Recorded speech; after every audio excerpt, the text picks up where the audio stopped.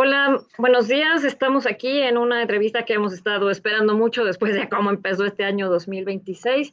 Nada más y nada menos que con María José Morales. Ella es venezolana y pues la contactamos porque, bueno, pues ya todos sabemos lo que ocurrió en Venezuela entrando este año y bueno, se han suscitado muchos acontecimientos, todos estamos opinando, pero pues qué mejor que alguien que vivió o ha vivido directamente esta situación. Cuéntanos un poco de ti, Majo, antes de empezar. Bueno, muchas gracias, Xiomara, por la invitación. De verdad para mí es grato hablar de mi país y que a la gente le interese lo que está pasando y más quizás desde la versión de alguien que lo ha vivido, ¿no? Y que lo vivió. Y en mi caso, pues te cuento un poco. Bueno, soy venezolana, también soy mexicana, por eso emigro a México. Mi familia paterna es mexicana y pues en Venezuela yo me gradué de abogado, ejercí el derecho hasta que me fui en el 2018 y mis últimos años, realmente desde que empezó el tema de agravarse la situación política en Venezuela, siempre fui parte de la oposición. Parte activa, ¿no? Pertenecía a varios grupos de la sociedad civil y en mi última instancia, para no hacer el cuento tan largo, participé en una ONG, era como colaboradora de una organización que se llama Foro Penal, que hasta el sol de hoy pues se encarga de defender a presos políticos.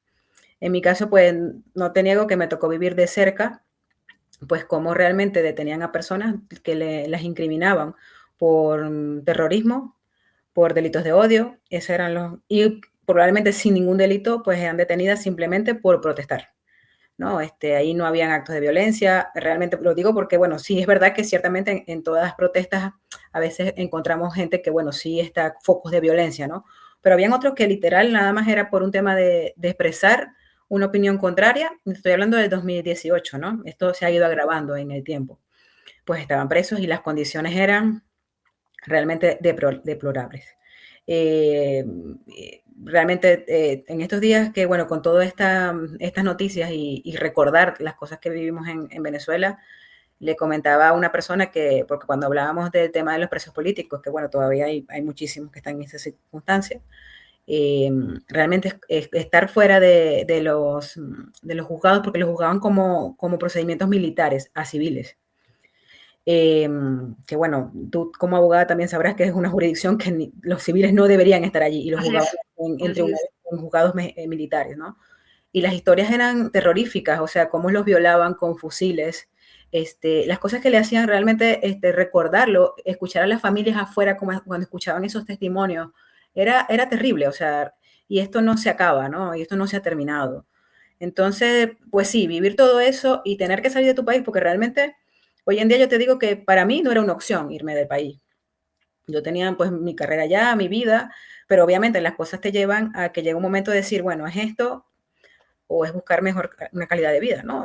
Incluso libertades, ¿no? Porque yo estaba en ese movimiento de la sociedad civil y tampoco sabía en cualquier momento también podía ser objeto de una detención. Entonces, bueno, en mi caso, pues realmente buscando seguridad en todo sentido, pues nosotros hablo nosotros porque fue mi familia entera quienes emigramos. Para nosotros de fuera es muy fácil juzgar o hablar, ¿no? De si la intervención estuvo bien o no, pero así como me cuentas, desde el 2018 dices que el tema de las libertades pues ya se veía bastante cooptado, ¿no? Pero esta dictadura duró 25 años, ¿no? Bueno, ha durado 25 años, ¿no? Sí, es correcto. Realmente, mira, yo y comparto este sentimiento con muchos amigos venezolanos, que bueno, algunos somos abogados, otros no. Quizás el que estudió derecho sabe lo que esto significa y las lesiones que a nivel de derecho internacional, pues todo lo que está pasando, pues afectan incluso al derecho internacional en general, porque es darle la puerta abierta, darle cabida a una puerta abierta de que entonces cualquier país puede ser injerencista en otro y hasta qué punto, ¿no? Si lo considera que no es, o que bueno, que la persona que está a la cabeza, pues con cualquier delito que le puedan justificar. Pero por otro lado te digo, si bien es cierto que ese sentimiento y esa preocupación está allí, no es menos cierto que ver la cabeza de Maduro bajo una prisión es una alegría que tú no te puedes imaginar. O sea, que el 3 de enero parecía para nosotros como el año nuevo, ¿no? Claro, hoy te digo que esta es una sensación como hace unos años cuando falleció Chávez. Cuando falleció Chávez, lo que éramos de la parte opositora, obviamente eso fue gritos de alegría. Se murió ese hombre que, bueno, la gente la gente del otro lado pues estaba contenta, pero no sabíamos lo que iba a pasar después. Y las cosas es que empeoraron bajo la cabeza de Nicolás Maduro, bueno, y hasta el sol de hoy, ¿no? Y esto pasó, perdóname que no tengo la fecha concreta, pero creo que Ajá, fue como en el 2016, por sí, más allí, o menos. más Ajá. o menos. Entonces, bueno, de 2016 a este año, pues estamos hablando de ya casi de 10 años más, ¿no? Donde la situación se fue cada día agravando. Entonces, hoy en día, pues si bien es cierto que esto ha sido, por algún lado, un cambio, no sé si positivo o no, pero que bueno, que causa alguna alegría porque por lo menos hay alguien que está de alguna manera pagando por tantos crímenes que se han cometido dentro del país. No es menos cierto que no deja de ser una preocupación porque esto no se ha acabado. La dictadura cambió ahorita cambió de personajes. Ajá. Y siguen siendo personajes que son allí. Teníamos un presidente no elegido, que no era realmente legítimo, y pasó ahora a otra presidenta tampoco legítima, ¿no? Porque es una vicepresidencia que nombró un presidente que no se eligió. Entonces, bueno, es como todo. Entonces, bueno, y por otro lado, un tercer presidente de otro país que se anuncia como presidente, ¿no? Es una locura, ¿no? Creo que muchos compartimos el sentimiento que nadie está contento, obviamente, con la gestión que está haciendo Trump, pero bueno, es como una sensación muy extraña, porque es como que alegrarte por algo, pero por otro lado, pues desagradarte que sea este personaje que además lo hace con, ¿sabes? O sea, como Ajá.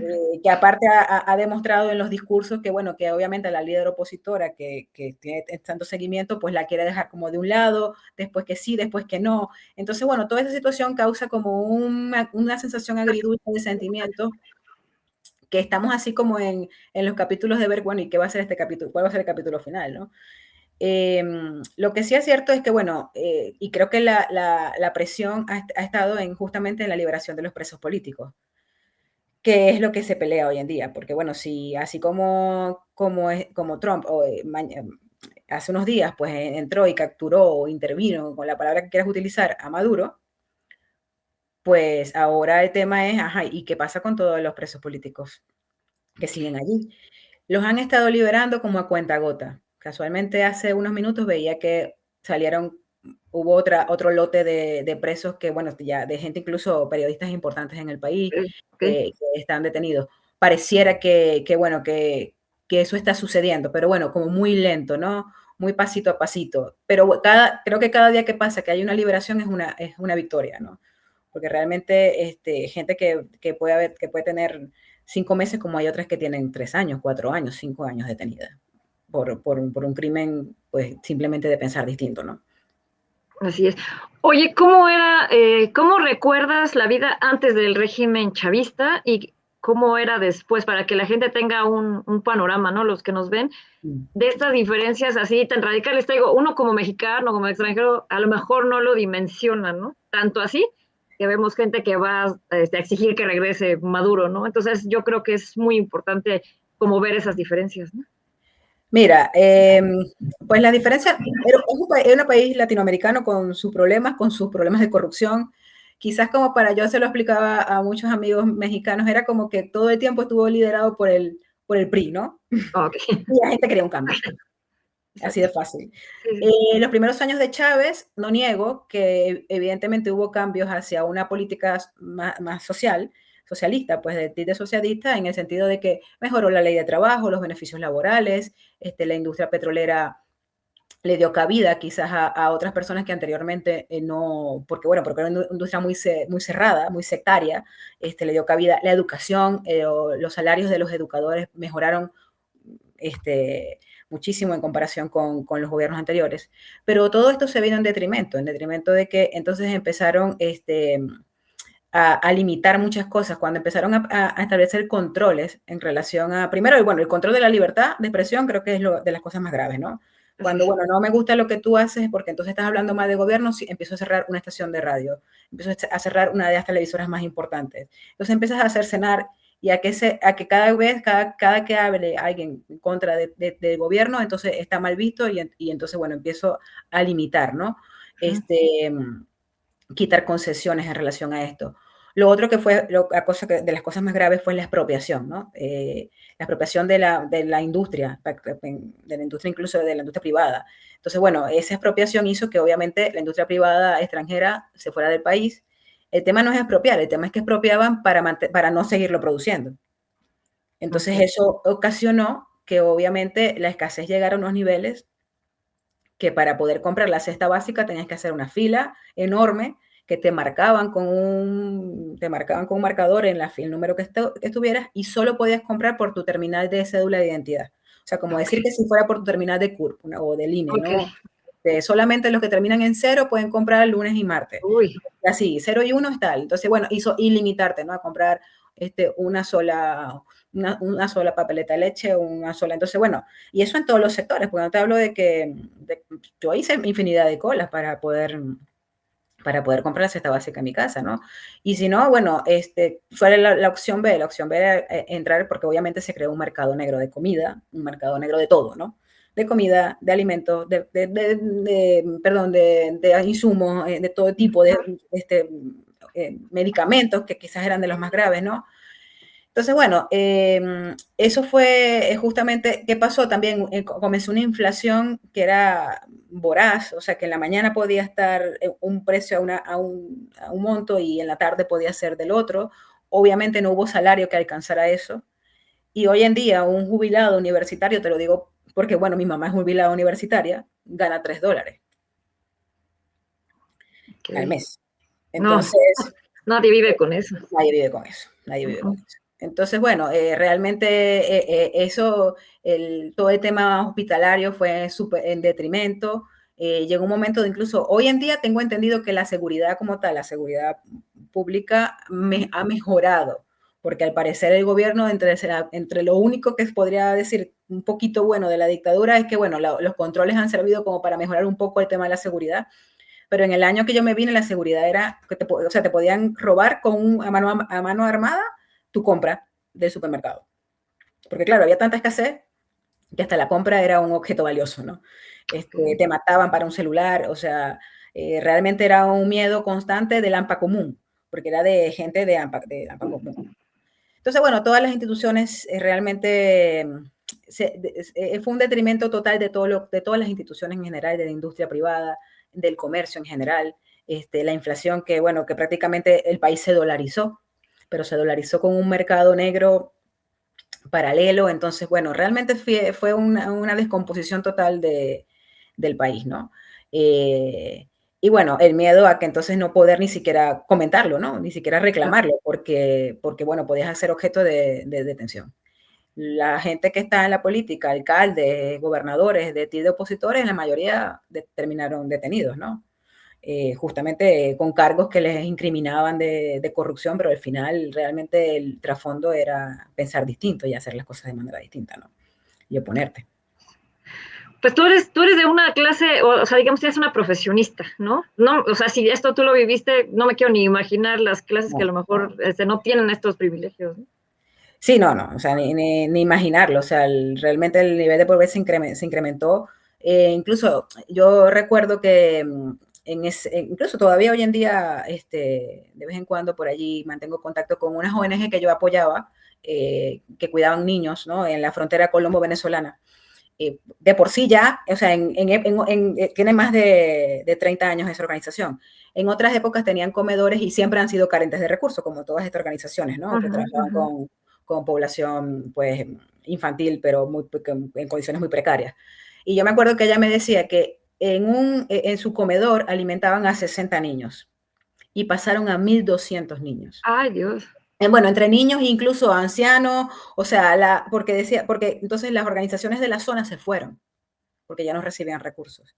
Todavía ella sigue ahí con su organización, batallando, recibe mucho, porque es una organización que viene incluso de España, y recibe, pero bueno, trabaja con las uñas para poder recabar, para que la comida llegue, para que los insumos lleguen, porque entonces, bueno, tienen que pasar una serie de controles, que obviamente en esos controles, pues no llegan las cosas. Y bueno, imagínate, o sea, si para la clase media, que bueno, al final, ¿qué hizo la clase media profesionista? Emigrar, lamentándolo mucho. Se habla de una cifra oficial de 5 millones de venezolanos, pero pero esa cifra, estamos hablando de un país de 28 millones, Ok, donde hablan de una cifra oficial de 5 millones, pero bueno, hay unas cifras no oficiales que incluso hablan de 8 millones, ¿no? ok. Y lo digo de 8 millones porque, por ejemplo, hasta hace un par de años en México, creo que la cifra oficial era algo así como 100.000 venezolanos. Pero bueno, hay muchos que no entran como venezolanos porque tienen otra nacionalidad, ¿no? Entran como colombianos. Por ejemplo, en mi caso yo no entro como venezolana porque yo tengo el pasaporte mexicano. Entonces, claro, no estoy dentro de la estadística, ¿no? Y así habrán muchos más. Pero entonces, bueno, claro, esa estadística va aumentando. Y créeme que muchos no, hoy en día lo pensamos, ¿no? O sea, nosotros no sabíamos lo que teníamos hasta que lo dejamos de tener. Claro. Realmente yo, hablando con mi esposo y con mis amigos y recordando cosas, es como decir, incluso de cómo era complicado hasta dentro de que de repente pasabas a comprar una lata de atún, que una lata de atún la compras, Ujú, sí, te sí. vale, te vale 10 pesos, la compra, te la cenas, a que una lata de atún la conseguías en el mercado negro a un precio de unos 300 pesos. Ah, ¿No? Dejaste de comer atún, porque así tuvieras los 300 pesos no los ibas a gastar en una lata de atún, claro, porque era demasiado dinero, o sea, porque claro. el sentido común no te hacía decir, no, yo no me puedo gastar 300. Entonces, bueno, tú mismo, que empiezas a mermar las cosas que vas a comer, ¿no? Y lo más grave eran temas de niños que no encontraban fórmulas o los medicamentos, como te digo, los medicamentos creo que eran Ujú. de lo más complicado. Entonces, bueno, realmente fue duro para muchos, ¿no? Mi familia está totalmente disgregada por todo el mundo, porque, bueno, unos nos fuimos a México, otros están en Estados Unidos, eh, Guatemala, Costa Rica, o sea, una familia totalmente, y como yo no soy la única, es el caso común de muchos, ¿no? Este, que nunca pensamos que iba a pasar, que iba a pasar esta situación. Y créeme que no fue como por decisión, o sea, fue una decisión, obviamente fue una decisión propia, pero también empujada por una situación, porque en otras condiciones, créeme que pues yo seguiría en Venezuela. Exacto, yo no creo que nadie quiera abandonar su hogar o su país de origen. Yo soy firme creyente de que si no hay algo que te obliga, pues no te vas, ¿no? Como es este caso, que ya es un caso muy extremo, ¿no? Pero te digo, aquí en México, cuando sucedió, vimos como mexicanos, porque no había venezolanos ahí, fueron a increpar a la embajada de Estados Unidos, ¿no? A hacer protestas y como muchos venezolanos les dijeron, pues que no sabíamos, ¿no? Por lo tanto, yo creo que son ustedes los que más bien nos tienen que contar a nosotros cómo es. ¿Tú qué opinas de estas manifestaciones aquí que se dieron, particularmente aquí en la Ciudad de México? Mira, realmente yo creo que hemos visto de esto, ¿no? Hablamos de un socialismo, de una izquierda, que es muy bonita en la teoría, ¿no? Pero realmente eso no es real. O sea, realmente Venezuela no es un socialismo, no es una izquierda. Venezuela es primero que yo no le pondría ni nombre, además, aparte de dictadura, ¿no?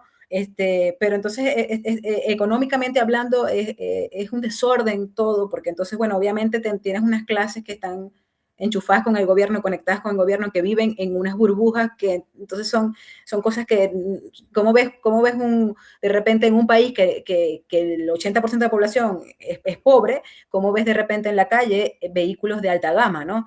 O sea, no lo terminas de entender, o departamentos de muchísimo lujo, o gente con unos viajes que realmente no lo entiendes, pero es que simplemente se cambió se cambió el sistema económico, ¿no? Ahora son otros quienes lo tienen y lo explotan de otra manera, pero bueno, apretando al pueblo, porque entonces, bueno, yo creo que anteriormente yo no estoy hablando que anteriormente no había corrupción, porque en efecto creo que justamente todo este cambio se produjo porque la gente estaba cansada de esa corrupción. Así es. Pero el tema es que yo decía, bueno, robaban y dejaban robar, no sé, o sea, como que se repartían, aunque sea un Sí, poquito, y lo claro. repartían al pueblo, pero en este caso ha sido como que me quedo yo, y es que todo lo demás es justamente de gente que tengo allí, este, son 25 años de generar incluso hasta una ideología diferente, ¿no? De que no te mereces esas cosas, o que yo te tengo que dar de a poquito y eso es suficiente, ¿no? Es quizás como muy el tema Cuba, ¿no? Claro. Bueno, la gente al final se acostumbra, ¿no? Si tú, o sea, por ejemplo, yo tengo un hermano que tiene 29 años, prácticamente nació en esta revolución. Y yo me acuerdo que todavía cuando nosotros ya estábamos pensando como familia emigrar, él me decía, pero ¿por qué? Si aquí estamos bien. O sea, yo le digo, pero ya va, bien, o sea, mijo, tú no puedes, o sea, te vas a graduar de ingeniero en telecomunicaciones y no puedes trabajar como ingeniero en comunicaciones. Claro. Primero, porque ni siquiera, y si llegas a conseguir trabajo, el salario no te daría ni siquiera para vivir solo nunca. Vas a tener que vivir con tu madre toda la vida, porque Ok. no te va a dar jamás el salario para salir de aquí. y además que entonces se convirtió, la gente ya no quería trabajar, porque claro, te pagaban tan poco que te metías como en trabajitos, pues, inclusive hasta vendiendo comida, siendo un mercado negro de comida, haciendo otros trabajitos, pero no realmente un trabajo real porque, bueno, porque no vale la pena, ¿no? Exacto. Entonces, cambiar, mira, así mañana cambia el gobierno, van a pasar muchos años de que la ideología como tal, la gente vuelva a creerse merecedora de las cosas más básicas. Así es. Es muy triste escucharlo porque efectivamente aquí muchas veces damos por sentado, ¿no? Que como dices, vamos a la tienda, compramos un atún, ¿no? O vamos y compramos, no sé, todo lo básico, ¿no? Y lo tenemos al alcance, pero cuando escucho estas historias, la verdad es que se me enchina.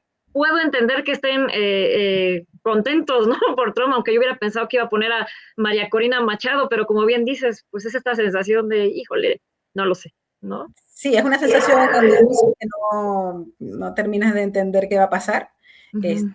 Por un lado hay una alegría porque creemos que finalmente en tantos años pasó algo, no sé si bueno o malo, creemos que bueno, porque bueno, por lo menos uno solo está pagando por primera vez, porque bueno, cada vez tuvo hasta el privilegio de morirse y no pagarlo en una cárcel.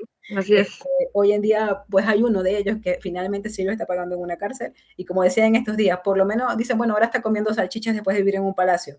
Sí, pero por lo menos los presos políticos de hoy en día a veces no comen, no tienen agua ni siquiera, ¿no? Entonces, bueno, todavía sigue teniendo hasta unos privilegios porque le están respetando los derechos humanos. Los presos que están en el país no tienen ese privilegio. Entonces, sí, esto es algo que criticar de que si la injerencia es buena, es mala, es un tema complicado para el venezolano. Yo creo que ningún venezolano quiso llegar hasta este punto, pero como que nos pareciera que no quedó otra. Así es. Bueno, es eso. Así es. ¿Tú esperas regresar algún día a Venezuela? Me encantaría ir de vacaciones, pero creo que volver a vivir en el país, yo realmente, es un país que ya para mí es un país de nostalgia, porque ya creo que ya no es el país que yo, obviamente no es el país que yo dejé, ni el que yo conocí, ni el que del cual, en efecto, en el que yo crecí y con los valores que tenía en ese momento, ¿no? Yo obviamente me encantaría, yo tengo 8 años sin ir a Venezuela, tampoco tengo familia ya tan cercana ya, mi familia cercana, pues como te decía, está fuera del país. Obviamente me quedan afectos, me quedan amigos, gente cercana con la que sigo en comunicación siempre. Pero regresar a vivir al país, quizás ese sueño de que algunos dicen, bueno, vamos a regresar y a reconstruir el país, pues en mi caso yo creo que hoy en día, y créeme que esto fue una decisión que me ha costado porque estuve dentro de lo que fue luchar por un cambio, ¿no? Hasta que un día dije, bueno, me creo una defensora y que una luchadora, y me sentí culpable, muy culpable cuando salí de Venezuela, ¿no? Porque yo decía, bueno, en vez de estar en mi país luchando por él, hasta que tú dices, bueno, ¿es eso? ¿Esto es más grande que yo? Y me tengo que salvar yo de mi familia, ¿no? Claro. Y de verdad que los que hoy en día están presos han entregado pues parte de su vida y su libertad a una causa que esperemos que realmente después pues tenga un resultado, ¿no? Pues María José, muchas gracias. A reserva de que un día que andes por estos lugares nos vengas a contar en presencial cómo va este proceso de Venezuela. Todos estamos muy pendientes, como digo, todos opinamos, pero al final pues les corresponde a los venezolanos, creo yo, pues ver, ¿no? Qué es lo que va a pasar con su país y opinar, porque solo ustedes lo han vivido así como me lo estás contando. Y si a mí me lo cuentas y escucho y parecería algo como de, o no sé, George Orwell, La rebelión en la granja, pues no me quiero ni imaginar cómo es en la vida real, ¿no?